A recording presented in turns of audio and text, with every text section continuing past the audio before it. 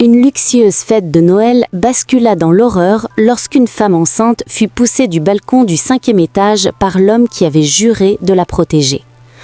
Tout le monde pense que c'est fini, tout le monde pense qu'elle est morte, mais le destin en décide autrement car elle ne s'écrase pas sur le trottoir. Elle atterrit sur la seule voiture capable de la sauver. Et cette voiture appartient à l'ex-millionnaire qui l'aime encore. Ce qui suit est une tempête de vérité, de pouvoir et de conséquences qui va briser des vies et exposer chaque mensonge que Malcolm essayait de cacher.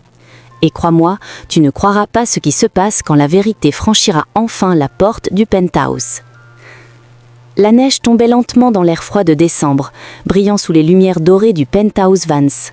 La résidence de 5 étages dominait la skyline de Manhattan, telle une cathédrale de verre remplie des sons d'un quartet de jazz de Noël et du tintement délicat des flûtes de champagne.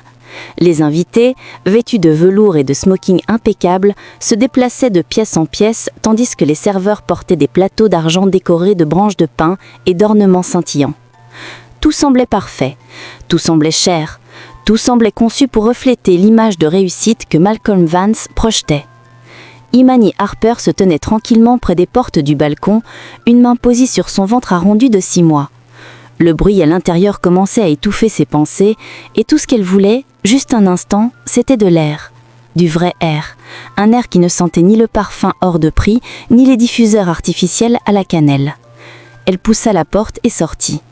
Le balcon encerclait le bâtiment, bordé de rambardes en verre, révélant la ville étincelante en contrebas. Des flocons se posaient sur ses cils, fondant en gouttes glacées qui étrangement l'apaisaient. Elle resserra son châle autour de ses épaules et inspira profondément. Son cœur ralentit pour la première fois de la soirée. Elle pouvait enfin entendre ses propres pensées. Derrière elle, la musique devint plus lointaine. Puis des pas lourds approchèrent. Elle reconnut immédiatement ce rythme. Malcolm marchait toujours comme s'il possédait chaque étage où il posait le pied. « Imani !» Sa voix déchira l'air froid. « Que fais-tu ici ? Les invités te cherchent. » Elle se retourna, tentant de rester neutre. « J'avais juste besoin d'un moment, c'est trop bruyant dedans. » Malcolm sortit à son tour, laissant la porte se refermer derrière lui. Ses joues étaient rouges d'alcool, les veines de son cou saillantes. Même sous son costume sur mesure, la tension qui émanait de lui était évidente. Il avait bu trop vite. C'était une habitude qu'elle connaissait. Mais ce soir, quelque chose était différent, plus instable. « Tu m'embarrasses, dit-il d'une voix basse. C'est Noël. Les gens s'attendent à voir la famille Vance unie. Pas ça, pas ton absence. » « Je ne me cache pas, répondit-elle doucement. J'avais juste besoin d'air. Il rit, un rire court, sec, dangereux. De l'air, bien sûr, ton excuse préférée. Son estomac se serra. Malcolm, je suis enceinte, je suis fatiguée, je fais de mon mieux. Qui va toujours une excuse? Il avança d'un pas, l'odeur de whisky flottant entre eux. Tu sais combien d'investisseurs sont là-dedans? Combien de journalistes? Tu sais ce qu'ils pensent quand ils te voient fuir? Ce qu'ils pensent ne m'importe pas, murmura-t-elle. Ça m'importe à moi. Sa voix monta, puis il se reprit. Tu dois comprendre, tu es ma femme. Tu dois soutenir mon image, pas la ruiner. Elle recula sans s'en rendre compte. Son dos toucha la rambarde en verre. Malcolm, tu me fais peur. Peur? Tu exagères, comme toujours. Tu avais juste à sourire, rester à mes côtés et faire prétendre être heureuse. Mais non, tu t'enfuis, tu fais mauvaise figure, les gens parlent. Il baissa les yeux vers son ventre. Regarde-toi. Malcolm, laisse-moi rentrer. On parlera quand tu seras calme. Ce mot l'arrêta net. Son expression se contracta, plus d'ombre, plus tranchante. Calme? Tu crois que je ne suis pas calme? S'il te plaît, pour le bébé. Quelque chose changea en lui, une tension plus grave, plus définitive. Tu me fais passer pour le méchant, murmura-t-il. Peut-être devrais-tu arrêter de te comporter comme une victime. Il attrapa son avant-bras. Ses doigts s'enfoncèrent dans sa peau. Malcolm, arrête, tu me fais mal. Il ne s'arrêta pas. Il la poussa, d'un geste brusque, violent, imprévisible. Ses talons se glissèrent sur une plaque de neige. Son corps bascula. Ses bras se levèrent, cherchant quelque chose à agripper. Le monde ralentit. Elle vit les lumières dorées du penthouse, le reflet de la ville dans la vitre. Le visage figé de Malcolm entre la rage et la stupeur. Puis la gravité la happa. Elle tomba dans le vide du 5e étage. Son cri déchira la nuit glaciée, tandis que les flocons tourbillonnaient autour d'elle comme des étoiles brisées. Et au-dessus d'elle, Malcolm resta immobile, figé devant la rambarde, observant la catastrophe qu'il venait de provoquer. Imani n'avait pas encore fini de crier que, déjà, la musique à l'intérieur du penthouse s'effondra dans un silence absolu. Le quartet de jazz s'interrompit au milieu d'une note. Une trompette resta suspendue dans l'air comme figée. Les invités se regardèrent, d'abord confus. Puis une femme près du balcon hurla « Oh mon Dieu, elle est tombée !» Les mots traversèrent la pièce comme un éclat de verre brisé. Des flûtes de champagne glissèrent des mains. Un verre en cristal tomba au sol et éclata en dizaines d'éclats étincelants. Le son résonna, déclenchant une vague de panique. Les conversations cessèrent. La fête se transforma en une scène de choc paralysant en un seul instant. La porte du balcon était encore ouverte. Un souffle d'air glacial entra, portant avec lui des flocons de neige et une odeur tranchante d'hiver. Tanisha Boyd, la plus proche de l'entrée, agrippa sa pochette à paillettes. Ses lèvres peintes formaient une expression de choc. Mais dans son regard, un éclat fugace, sombre, presque satisfait, passa. Si subtil que seul un observateur très attentif aurait pu le remarquer. « Quelqu'un, appelez le 911 !» cria un homme, sa voix brisée. Plusieurs invités se ruèrent dehors, marchant dans la neige accumulée sur le balcon, leur souffle se transformant en vapeur dans l'air glacial. Lorsqu'ils regardèrent en bas, certains reculèrent immédiatement, se couvrant la bouche. D'autres se penchèrent, tentant de comprendre ce qu'ils voyaient sur la rue glacée. « Elle est vivante !» murmura une femme en tremblant. « J'ai entendu quelque chose, elle a heurté une voiture !» répondit une autre. Des flûtes se levèrent automatiquement, éclairant la nuit. Certains zoomèrent sur la scène, d'autres activèrent le flash. Plusieurs invités envoyèrent des messages paniqués au 911 d'une main tremblante saturée d'adrénaline. À l'intérieur du penthouse, l'atmosphère devint plus lourde. Des cris étouffés, des prières, des murmures paniqués. Un groupe d'invités se regroupa près du sapin, les yeux écarquillés fixant le balcon. Au centre de la pièce, Malcolm revint, la mâchoire serrée. Des flocons restaient collés à ses épaules. Son expression oscillait entre le choc et la panique. Mais il s'efforça de la transformer en quelque chose de plus froid, plus calculé. Il passa une main dans ses cheveux et inspira profondément, comme s'il tentait de reprendre son sang-froid avant que quelqu'un ne remarque le tremblement de ses doigts. « Que s'est-il passé ?» demanda un homme. Malcolm secoua brutalement la tête. Elle est tombée. Elle a glissé sur la neige. Sa voix était ferme. Trop ferme. Il parlait comme s'il devait se convaincre lui-même autant que les autres. Imani n'était pas stable ces derniers temps. Vous avez tous vu comme elle était stressée. Elle a dû perdre l'équilibre. Des invités s'échangèrent des regards. Certains ne le croyaient pas. D'autres étaient trop choqués pour réfléchir. Quelques-uns avaient peur d'oser dire un mot. Tanisha s'approcha alors et posa doucement une main sur son bras. « Malcolm, c'est terrible, je suis tellement désolée. Nous avons tous vu comme elle était émotionnelle ce soir. Elle avait sûrement besoin d'aide ou de repos. » Son ton, soigneusement dosé, convainquit plusieurs invités. Les regards se tournèrent vers Malcolm, l'homme puissant, soutenu par une femme élégante qui jouait la compassion à la perfection. Des murmures naquirent, des photos furent prises. Certains observèrent la proximité entre eux. Malcolm s'écarta légèrement, pour ne pas paraître trop proche. « Restez tous à l'intérieur », ordonna-t-il. « Ne vous approchez pas du balcon, la police arrive. » Son ton, plutôt que de rassurer, intensifia l'inquiétude. À l'intérieur du penthouse, une jeune femme tremblait en tenant son téléphone. Elle avait vu la scène de très près. Très près. « Je l'ai vue tendre la main », murmura-t-elle à son amie. C'était comme si elle essayait de se retenir. Sa voix tremblait, mais ses yeux restaient fixés sur Malcolm, emplis de suspicion. Sur le balcon, quelques invités continuaient d'observer la scène en bas. Leur horreur se transforma petit à petit en confusion. Elle a dû heurter une voiture. On dirait que le capot s'est enfoncé. Elle bouge peut-être.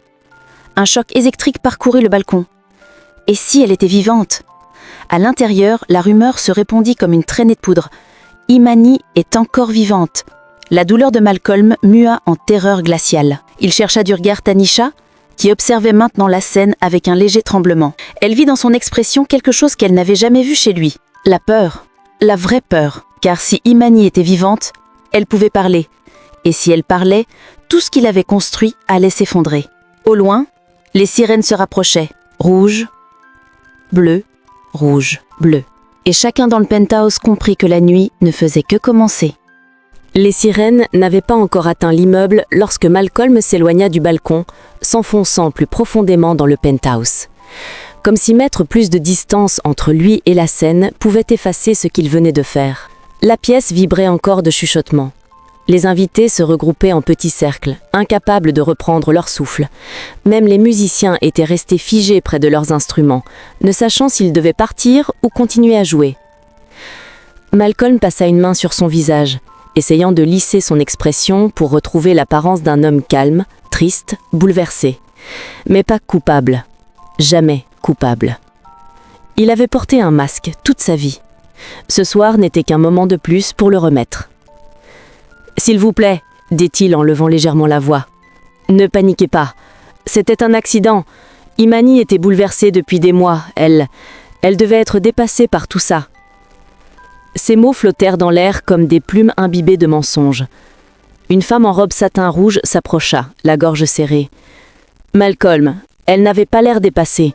Elle avait l'air effrayée. » Le sourire de Malcolm fut presque imperceptible.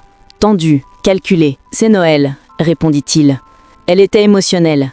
Avec la grossesse, la fatigue, les hormones, vous savez ce que c'est. La femme fronça les sourcils, mais n'ajouta rien. Elle recula lentement. Un problème en moins à gérer. Du moins pour l'instant. Malcolm se dirigea ensuite vers un groupe d'investisseurs plus âgés rassemblés près du sapin. Leurs verres tremblaient entre leurs doigts. Les lumières scintillantes se reflétaient dans leurs lunettes, donnant à leur visage un aspect encore plus pâle. « Je suis profondément désolé que vous ayez eu à voir cela, » dit Malcolm d'une voix basse, presque brisée. « Imani ne va pas bien depuis des mois. Stress, anxiété, difficultés avec la grossesse. »« De quel genre de difficultés ?» demanda un homme d'un ton suspicieux. Malcolm hésita juste assez longtemps pour que son mensonge paraisse vrai. « Des vertiges, des crises émotionnelles. Elle m'a même dit ce soir qu'elle sentait qu'elle pouvait tomber. J'aurais dû être plus attentif. » Les hommes échangèrent des regards. Ils n'étaient pas convaincus, mais ils n'osaient pas le contredire. Il restait Malcolm Vance, l'homme qui signait leur contrat, le millionnaire qui ne pouvait se permettre d'irriter. Puis Tanisha arriva à ses côtés et posa doucement une main sur son bras. Un geste petit mais lourd de sens.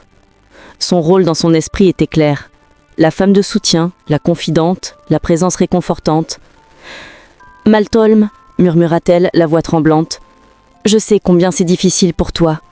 Tu as tout fait pour elle, tu ne pouvais pas prévoir ça. » Ses yeux brillaient de larmes parfaitement dosées. Un spectacle émotionnel calibré au millimètre. Certains invités hochèrent la tête, touchés. D'autres prirent des photos discrètement. La tragédie prenait une tournure théâtrale. Malcolm se raidit malgré tout.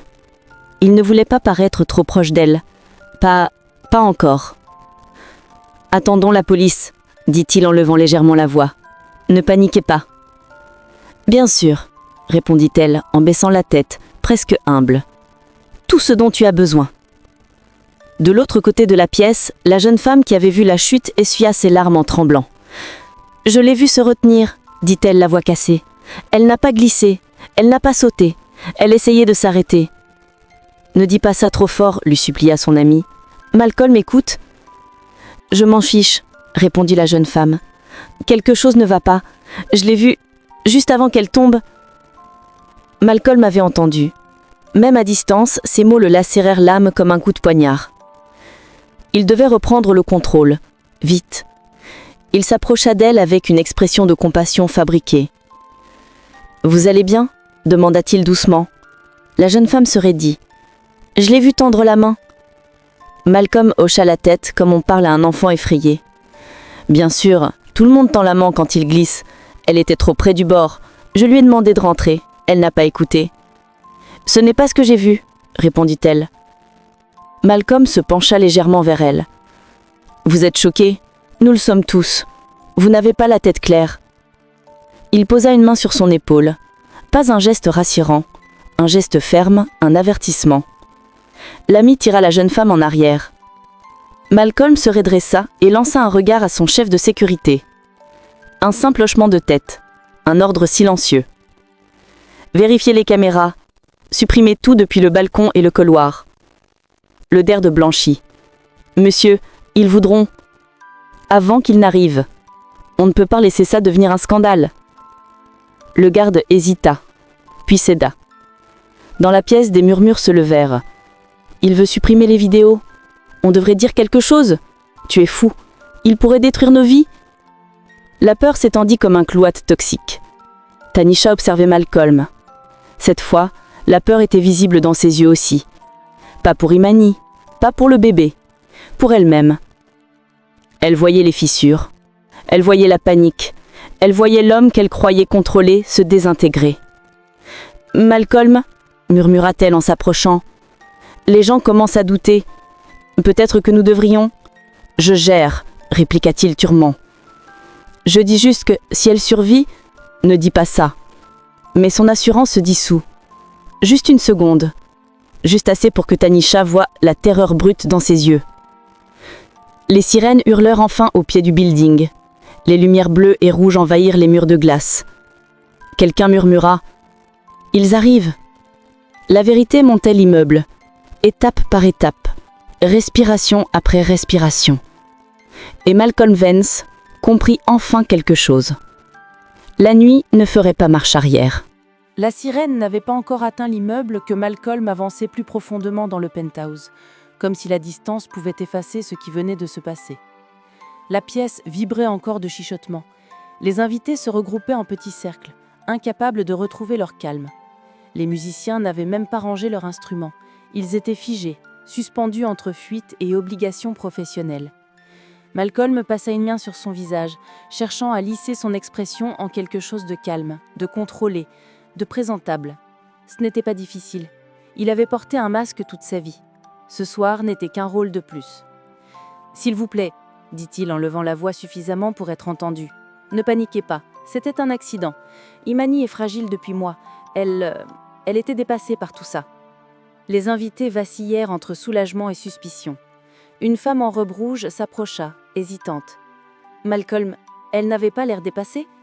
Elle avait l'air terrifiée. » Malcolm peignit sur son visage un sourire triste, maîtrisé. « C'est Noël, » dit-il doucement. « Elle était émotionnelle. Avec la grossesse, la fatigue, ce sont des choses qui arrivent. » La femme plissa les yeux, mais ne dit rien. Elle recula, prudente. Malcolm avança ensuite vers un groupe d'investisseurs rassemblés près du sapin. Les lumières scintillantes se reflétaient dans leurs lunettes, révélant leurs expressions tendues. « Je suis désolé que vous ayez dû voir ça, » dit-il d'une voix contrôlée. « Imani traverse une période difficile, beaucoup d'émotions, de stress. Elle m'a même dit qu'elle se sentait faible ce soir. J'aurais dû rester près d'elle. » Les hommes se regardèrent. Ils n'y croyaient pas totalement, mais aucun ne voulait provoquer un millionnaire influent. Puis Tanisha arriva. Elle posa doucement une main sur le bras de Malcolm, comme si elle était sa confidente la plus proche. « Malcolm, » murmura-t-elle, sa voix tremblante, « je sais combien tu souffres. Tu as tout fait pour elle. Tu ne pouvais pas savoir. » Elle jouait à la perfection. Ses yeux semblaient prêts à verser des larmes. Ses gestes étaient calculés. Elle voulait que tous la voient comme le soutien fidèle et discret. La vraie femme dans la vie de Malcolm. Quelques invités hochèrent la tête avec compassion. Malcolm se raidit malgré tout. Trop d'attention de sa part pourrait tout compromettre. « Restons calmes, » dit-il en élevant la voix. « Attendons la police. »« Bien sûr, » répondit-elle doucement. « Je suis là. » De l'autre côté de la pièce, la jeune femme qui avait tout vu parlait avec son amie. « Elle n'a pas glissé ?» dit-elle encore tremblante. « Elle a tendu la main. Elle essayait de se retenir. »« Ne dis pas ça trop fort, » murmura son amie. « Malcolm t'entend. »« Je m'en fiche, » répondit la jeune femme. « Quelque chose ne va pas. Je l'ai vue juste avant qu'elle tombe. » Malcolm se retourna. Il avait entendu. Il s'approcha avec un sourire paternel, presque condescendant. « Vous allez bien ? C'est difficile, nous sommes tous sous le choc. » La jeune femme fronça les yeux. « Je l'ai vue se retenir. »« Bien sûr, » répondit-il avec douceur. « Quand une personne glisse, elle tend les bras. Il y avait de la neige partout. Je lui ai demandé de rentrer et elle n'a pas écouté. »« Ce n'est pas ce que j'ai vu, » répondit-elle doucement. Malcolm posa une main sur son épaule, un geste qui ressemblait à de la compassion, mais qui sonnait comme une menace. « Vous êtes sous le choc. Attendez la police. Ne dites rien que vous pourriez regretter. » L'ami la tira derrière. La jeune femme resta figée d'effroi.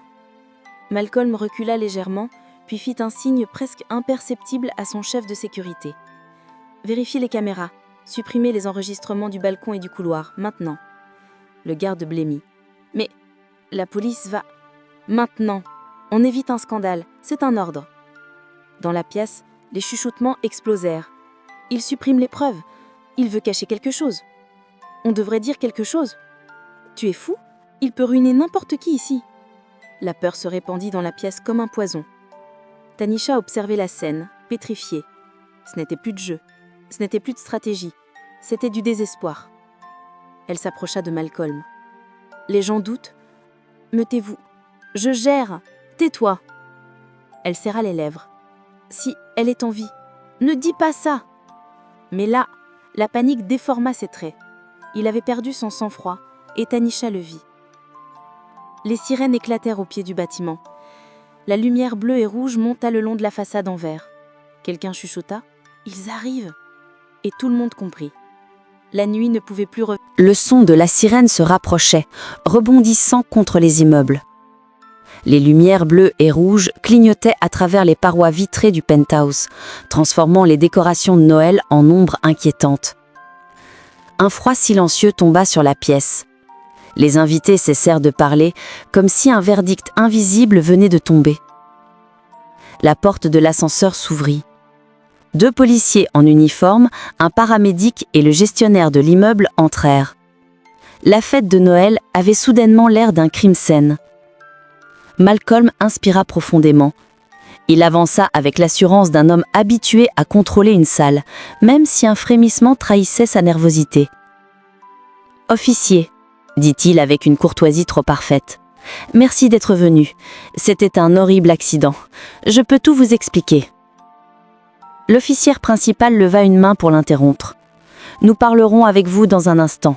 Pour l'instant, nous devons confirmer des informations sur la victime. C'est bien votre épouse ?»« Oui », répondit Malcolm, visage douloureux façonné comme du marbre. « Elle a glissé. Il y avait de la nage et... » Mais cette fois, ce ne fut pas un policier qui l'interrompit. Ce fut le paramédic. Il consulta ses notes, le visage sérieux. « Monsieur Vance, votre épouse est vivante. » Le mot explosa dans l'air. Les invités s'exclamèrent. Une femme lâcha son verre qui éclata en 1000 morceaux. Tanisha resta figée, la main sur la bouche, comme si un fantôme venait d'entrer dans la pièce. Malcolm chancela. « Vivante? Êtes-vous sûr ?» Le paramédic hocha la tête. Elle est tombée sur le capot d'un véhicule. Le choc a été immense, mais il a amorti la chute. Elle a été transportée à Mercy General. Un murmure parcourut la salle. Elle ne s'est pas écrasée au sol. Le capot l'a sauvée. De qui est la voiture? Avant que quelqu'un n'ait le temps de répondre, le paramédic ajouta. Elle a repris conscience quelques instants. Elle a dit « Quelqu'un l'a poussée ». La salle explosa littéralement. « Quoi? Elle a parlé? Poussée ?» Les regards se tournèrent vers Malcolm, incrédule, horrifié. « Elle est confuse !» hurla Malcolm. « Elle ne sait pas ce qu'elle dit. Elle a glissé. » L'officière s'avança. « Nous venons d'arriver. Et déjà, plusieurs invités ont décrit qu'avoir vu quelque chose d'inhabituel. »« Quoi? Quels invités? Ils sont choqués, ils délirent !» L'officière ne répondit pas. Elle observa simplement la pièce où plusieurs yeux s'écartaient désormais de Malcolm. Tanisha tenta de prendre la parole, cherchant à réorienter la situation. « Imani était fragile, » dit-elle avec douceur. « Elle était très émotionnelle, Malcolm l'a toujours soutenue. Vous devez comprendre. » Mais une femme près du sapin éclata soudain. « Arrêtez, vous étiez en train de vous vanter il y a 10 minutes que vous étiez ensemble. » La pièce bascula dans le chaos. « Vous avez montré des photos. Vous avez dit que Malcolm allait divorcer. Vous avez dit qu'il vous avait offert une bague. » Tanisha blêmit, recula, chercha ses mots. « Je n'ai pas dit ça. Je voulais dire que... » « Arrêtez !» hurla un autre invité. « On vous a tous entendus. » Le masque de Tanisha se brisa. Elle balbutia, mais plus personne ne l'écoutait. L'officière leva un sourcil. « Nous parlerons tous les deux dans un instant, madame. Puis elle se tourna vers Malcolm. Monsieur Vance, nous avons été informés que quelqu'un a tenté de supprimer les registrements sécurité concernant le balcon. Malcolm se frigea. Ce n'est pas vrai, je voulais protéger Imani. Je ne voulais pas que les images la montrent dans cet état. Tenter de détruire des preuves est un crime, monsieur Vance. Je n'ai rien ordonné du tout, c'est un malentendu. Mais le gestionnaire de l'immeuble prit la parole, la voix tremblante. Vous avez donné l'ordre, je vous ai entendu. Vous avez dit à votre chef de la sécurité de tout effacer.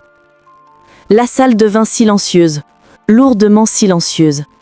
Un silence d'exécution. Des invités commencèrent à parler en même temps. Je l'ai vue la gripper. Elle a dit « Arrête !» Elle avait peur. Il l'a poussée. Malcolm se retrouva au centre d'un cercle d'accusation. Il regardait partout, paniqué, essayant de trouver un visage allié. Il n'en trouva aucun. L'officière fit un pas vers lui. « Monsieur Vance, vous allez devoir nous suivre pour interrogatoire. Vous avez le droit de garder le silence. » Malcolm recula d'un pas, puis un autre, comme si la salle rétrécissait autour de lui. Puis une voix d'homme retentit, glaciale et inébranlable, venant de l'entrée du penthouse. « Il ne gardera pas le silence. Pas cette fois. » Toute la foule se retourna. Quentin Rhodes venait d'entrer dans le penthouse. Il avançait lentement, avec une froideur qui fit frissonner la pièce entière. Son long manteau sombre était encore couvert de neige. Son visage était fermé, tendu, mais maîtrisé. Ses yeux, eux, brûlaient d'une détermination glacée. Il y avait quelque chose de différent chez lui, quelque chose qui imposait le silence, quelque chose qui faisait paraître Malcolm minuscule. Les invités chuchotèrent. « C'est Quentin Rhodes. Pourquoi est-il ici? Il a l'air furieux. » Malcolm, blême, tenta de se redresser. « Tu n'as rien à faire ici, Quentin. » Mais Quentin ne l'écoutait même pas. Il marcha droit vers l'officière. « Je cherche des informations sur Imani Harper. On m'a dit qu'elle a été transportée à Mercy General. » L'officière répondit calmement.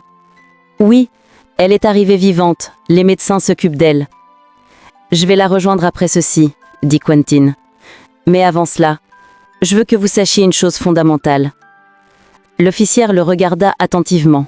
« Et quelle est cette chose, monsieur Rhodes ?» Quentin planta son regard dans celui de Malcolm. « Elle m'a demandé. Elle a prononcé mon nom. Elle s'est réveillée assez longtemps pour dire qui l'avait poussée. » Les invités retinrent leur souffle. Malcolm, blême, tenta de se redresser. « Tu n'as rien à faire ici, Quentin. » Mais Quentin ne l'écoutait même pas. Il marcha droit vers l'officière. « Je cherche des informations sur Imani Harper. On m'a dit qu'elle a été transportée à Mercy General. » L'officière répondit calmement. « Oui, elle est arrivée vivante. Les médecins s'occupent d'elle. »« Je vais la rejoindre après ceci, » dit Quentin. « Mais avant cela, je veux que vous sachiez une chose fondamentale. » L'officière le regarda attentivement. « Et quelle est cette chose, monsieur Rhodes ?» Quentin planta son regard dans celui de Malcolm. « Elle m'a demandé. Elle a prononcé mon nom.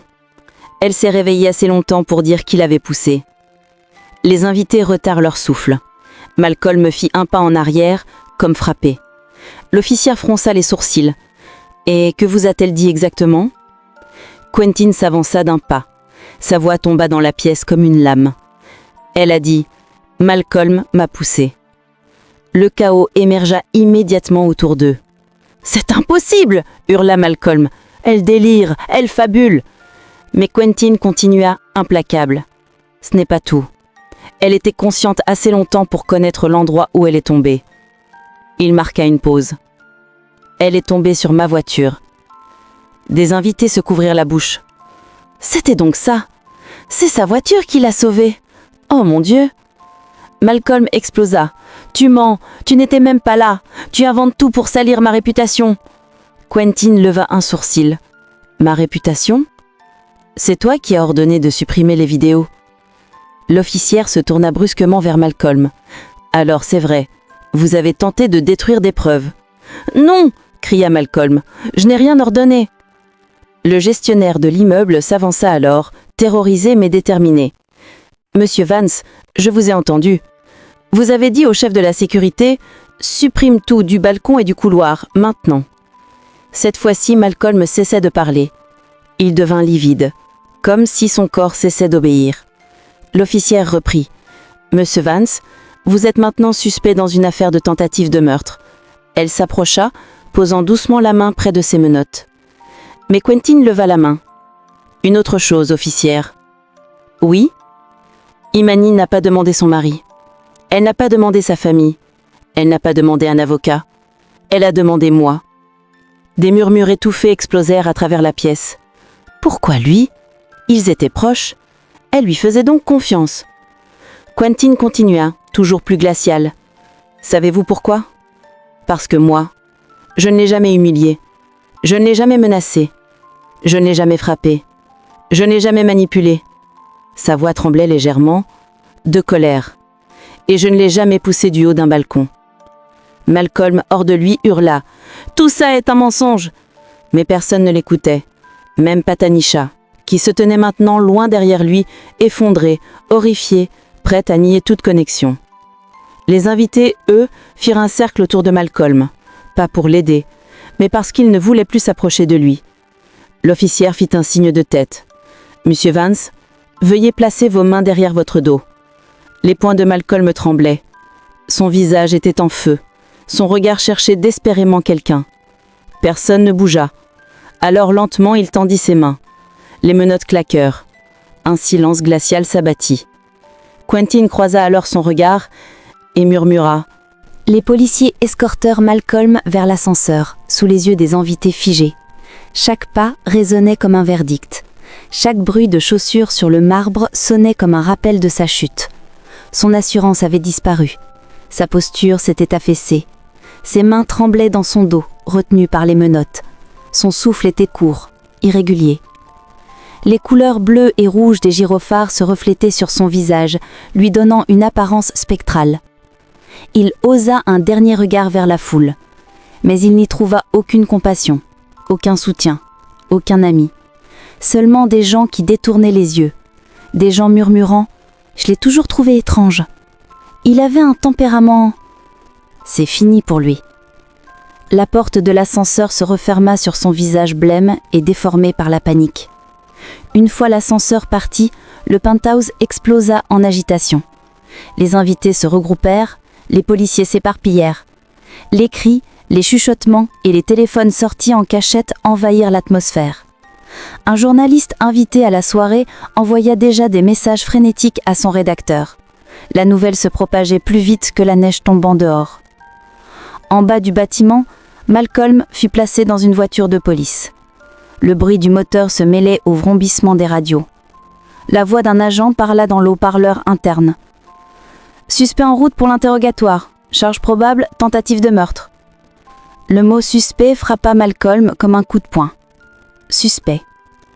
Pas homme d'affaires, pas millionnaire, pas visionnaire, suspect. Il appuya sa tête contre la vitre. Sa respiration formait de la buée. La fragrance métallique des menottes lui collait au poignet. Il marmonna presque pour lui-même. « Elle a glissé, elle a glissé !» Il neigeait. Mais les images revenaient. La main d'Imani, son regard terrorisé, son corps basculant, le contact brutal et surtout, le silence après sa chute. Le policier qui conduisait lança un regard dans le rétroviseur. « Vous aurez l'occasion de parler. Mais je vais vous dire un truc, monsieur Vance. » Malcolm releva la tête. « Si la vidéo montre ce qu'on pense, vous êtes dans de très très gros ennuis. » Trial. Procès. Le mot se répéta dans son esprit. Procès signifiait caméra, jury, preuve, témoignage. Procès signifiait que Imani allait parler, et cela l'épouvantait plus que tout. Pendant ce temps, en ville, des véhicules de presse se garaient déjà devant Mercy General Hospital. Les journalistes se taisaient devant les caméras, mais leurs yeux brillaient d'excitation. L'histoire était explosive. Une femme enceinte jetée d'un balcon, un mari millionnaire arrêté, une survie miraculeuse, un ex-billionnaire impliqué dans l'affaire, c'était un scandale national en devenir.